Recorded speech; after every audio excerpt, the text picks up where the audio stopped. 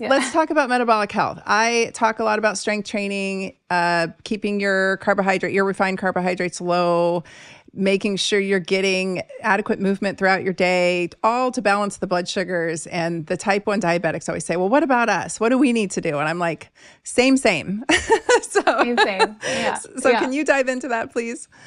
Yeah. Yeah. So I think all type 1s understand that exercise will lower their blood glucose, right? Skeletal muscle is it doesn't require insulin for the glucose to drop. So it is the only thing that we have available on this planet at this time, other than taking an insulin injection, that is going to regulate blood glucose. So it's that important. It is the largest tissue mass responsible for glucose control. So after you get out of the hospital, or your child gets out of the hospital, and you learn how to, dose insulin injection wise, whether that's a pump or whatever, the very second thing after that that's going to keep you alive is your skeletal muscle. So keeping that as healthy as possible, which means using it and squeezing it, is going to be your best treatment for type 1 diabetes that exists, or probably will ever exist. There can be, adjunctive therapies and supplements and, all of those things, but that's really the key. It's that skeletal muscle that's so important. And we do have damage to the mitochondria and the muscle in diabetes, especially after the age of 40. So it becomes even more important to keep that muscle as healthy as possible and use it and squeeze it. Amen. So. And can you explain why that is? Talk about the insulin-dependent pathways and the insulin-independent pathways of getting GLUT4 receptors to the membrane. Yeah. So insulin can be floating around, or glucose can be floating around in the bloodstream. It cannot get into the cell and be utilized and used for energy unless there's a receptor to allow it in.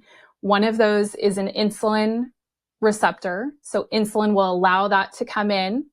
There's also non-insulin receptors that allow that to come in. So those are, there's only a couple different ways that it can get in. And if it doesn't have one of those, it's going to be floating around in the bloodstream, rotting everything, basically damaging things, and not able to be utilized for energy. So you feel very fatigued, gaining weight, no energy. That it's almost like you didn't eat at all. The glucose is just sitting in the bloodstream, not doing anything. Yes. And when you it's the actual act of contracting the muscle, like you said, squeezing the muscle, contracting the muscle gets that GLUT4 receptor up to receive that glucose into the cell. And it's independent of insulin. I think the biggest fallacy in the low carb world and the keto world and in the type 2 world, and I'm sure in the type 1, everybody's so hyper focused on insulin.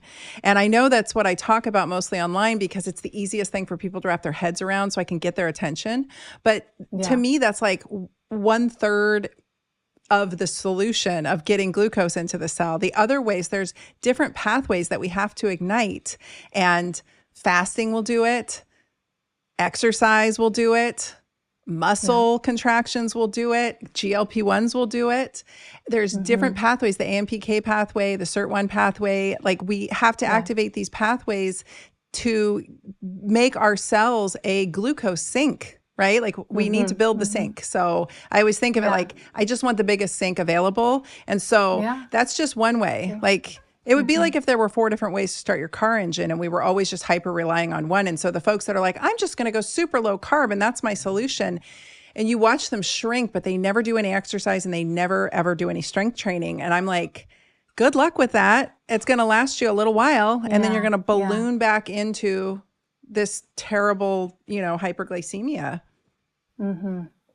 Yeah. Fascinating there. And SIRT1, I think, is so interesting. There was a family that they had a genetic SIRT1 deficiency, and I think there were 5 children in that family. 4 of them had type 1 diabetes, and 1 of them had ulcerative colitis or something like that. But it shows you how important, those receptors are for getting glucose in. Yes. So This is why I say that strength training is non-negotiable. I don't care if people like it. I don't care if they're bored. I get that all the time from I don't like it. I don't want to. Is there something else I could do? Can I do Pilates instead? And I'm like, Pilates is awesome. I do it frequently, but it's not the same as actually lifting heavy things and picking them up and putting them down and trying to build that sink of skeletal muscle, right? So we can dump that glucose out of the blood and get it in use and get our mitochondria revved up, because all these pathways we just talked about rev the mitochondria. Like that's how you get your mitochondria working optimally. Without that, I don't know. It's like I'm watching people do this roundabout, comfortable version of trying to optimize their health and they're like, they'll hyper fixate on what they put in their mouth, but they won't walk into the gym. And I'm like, no. Yeah.